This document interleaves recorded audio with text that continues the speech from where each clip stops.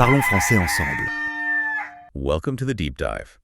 Today, we're getting really practical, specifically looking at how you can ask for and understand directions when you're in France. Exactly. Our mission, really, is to equip you with not just the phrases, but also, a key grammar point and a pretty interesting cultural insight that should make finding your way around, well, easier and maybe more enjoyable, too. That's the goal. We've drawn this from a helpful French language learning resource. Mm-hmm.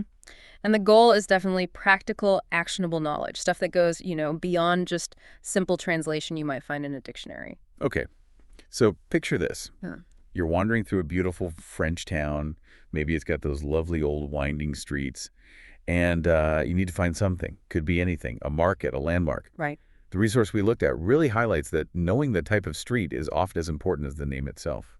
That's a great point. Yeah, for getting around. The core vocabulary is key. Yeah. Let's start with some basics for places. First, une rue. That's a street. Then you have une place, Une place. a square. And maybe a bigger one, un boulevard, Boulevard. a boulevard. Then for actual directions, à gauche, À gauche. to the left, And à droite. to the right.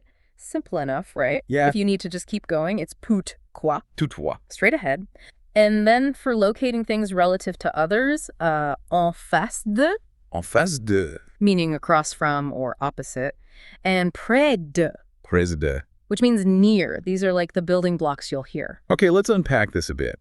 These words seem simple, but using them accurately is obviously crucial.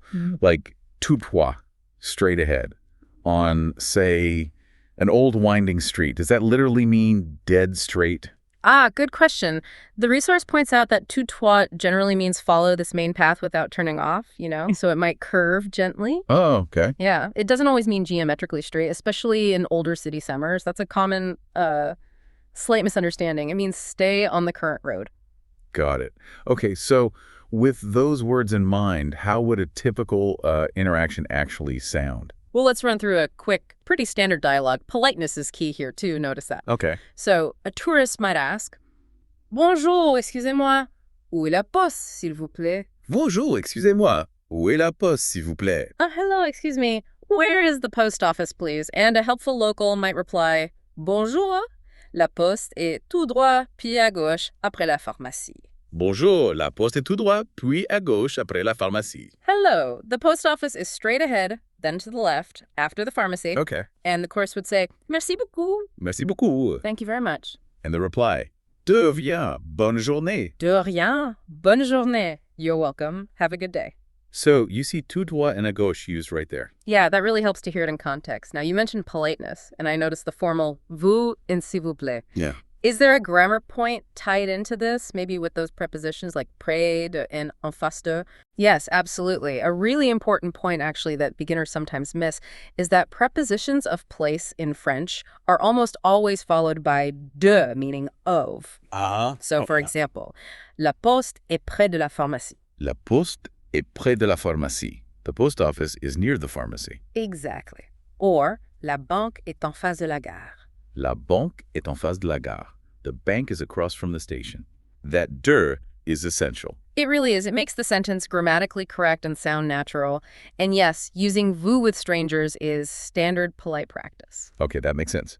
Now here's where the resource says it gets really interesting, beyond just the words and grammar.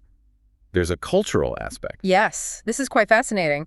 In France, there's a strong cultural tendency towards, helpfulness and politeness when asked for directions. Okay. So much so that people will often try very hard to help you, even if they aren't completely sure of the way themselves.